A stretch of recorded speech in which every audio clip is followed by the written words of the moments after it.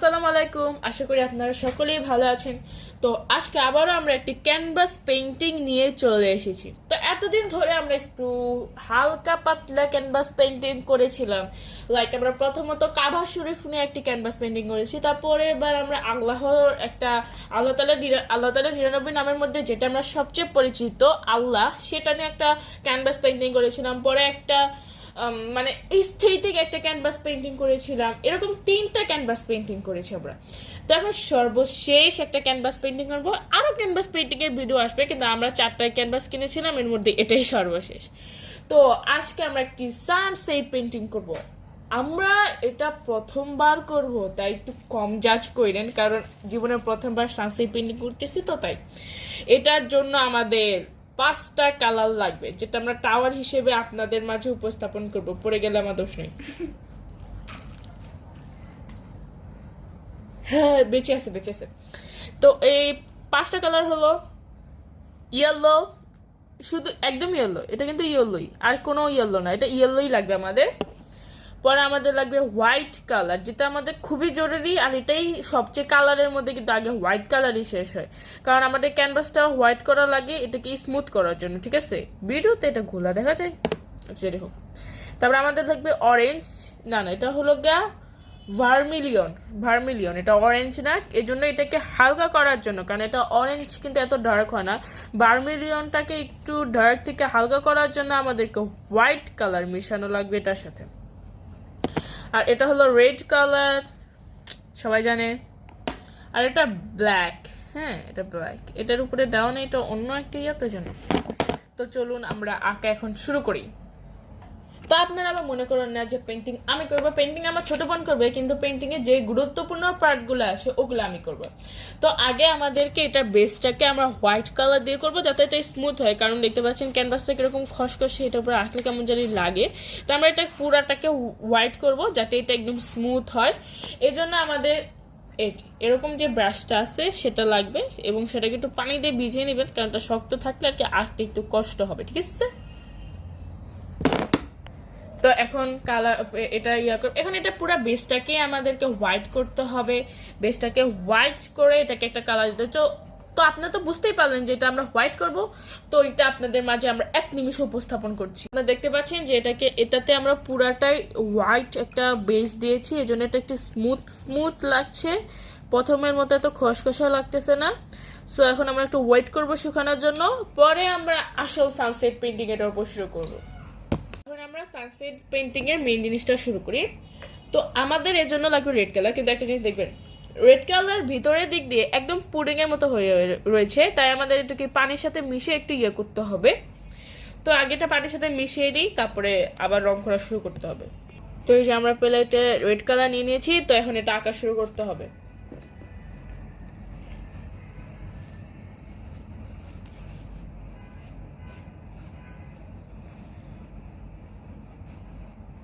এটাকে একটু রাইট দিতে হবে, বুঝতেছি না যে ভিডিওতে কেন তো হালকাটা যেতেছে, তাও দাঁড়ান, তো আবার একটু পরে দেখাবে। তো এই যে আমরা রেড দিয়ে করে ফেলছি।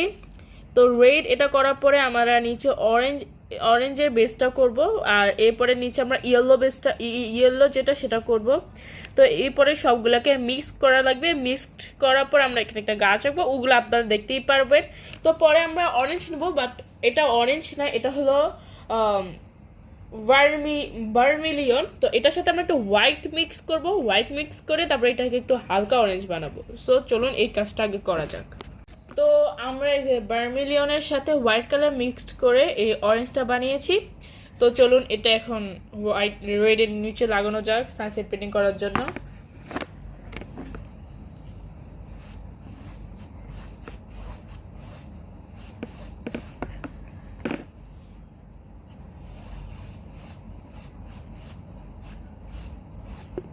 তো এরকম ভাবে আপনারা একটু অল্প একটু করবেন, কারণ ইয়েলোটা নিচে দিতে লাগাতে হবে, এই পর্যন্ত করবেন আর কি। ঠিক আছে, তো করে আপনাদের সাথে দেখা হচ্ছে।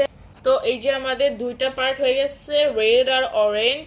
তো এখন আমরা নিচে দিব ইয়েলো কিন্তু ইয়েলোই, অন্য কোনো ইয়েলো না, একদম ইয়েলোটাই আমরা দিব।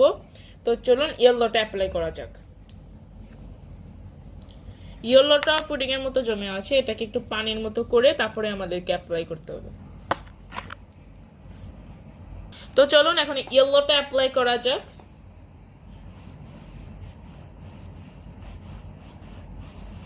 তো এভাবে পুরাটা করবেন আর কি। তো একটু করতে সমস্যা হয়, তো এই জন্য আর কি করি বুঝছেন। তো এটা হলো ক্যামেরার পিছনে হার্ড ওয়ার্ক করা ফল। আমরা আসলে এই 3টা কালার মিক্সড করেছি। মিক্সড করার পর 500 বার ভার্মিলিয়ন, 500 বার রেড, 500 বার ইয়েলো আবার মিক্সড করেছি, তারপরে এরকম আভা আবার দিয়েছি, ইয়েলো আভা দিতে সক্ষম হয়েছি। তো এরপরে এটা শুকানোর অপেক্ষা। এরপরে আমরা গাছটা অঙ্কন করিব আপনাদের জন্য। আর এই যে দেখেন আমার হাত, এটাও সাথে সাথে ব্লেন্ড হয়ে গেছে, এগুলোর সাথে সাথে। এটাও আর কি সানসেট দৃশ্য অঙ্কন করতে চাই। তো আর কি তো একটু পরে আমরা গাছ অঙ্কন করবো আর কি।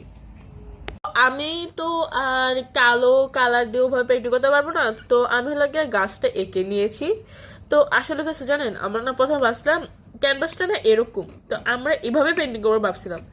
তো আমরা পেন্টিং করা শুরু করছি এভাবে, তো গাছটা এখন এরকম হয়ে গেছে, যেটা আবার গাছ আঁকতে গিয়ে মনে পড়েছে। তো এখন আমরা এভাবেই আমরা আর কি কালো কালার দিয়ে তো পেন্টিং করবো, মানে গাছটা আর কি কালো কালার দিয়ে করবো। হ্যাঁ, এভাবে আর কি ইয়াটা বোধ। আপনাদেরকে একটু গাছের ইয়াটা একটু ভালো মতো সামনে থেকে দেখিয়ে দিই, দাঁড়া একটু দাঁড়া। এই যে দেখেন, এই যে এভাবে এভাবে, ঠিক আছে। তো এখন একটু আমরা ক্যামেরার বাইরে এটা একটু পুরাটা এটা নিয়ে আসি, কারণ আমাদের ক্যামেরার সামনে ফাড়া রাখতে বা ছোট বোনে রাখতে একটু কষ্ট, হাতটা বাঁকানো লাগে।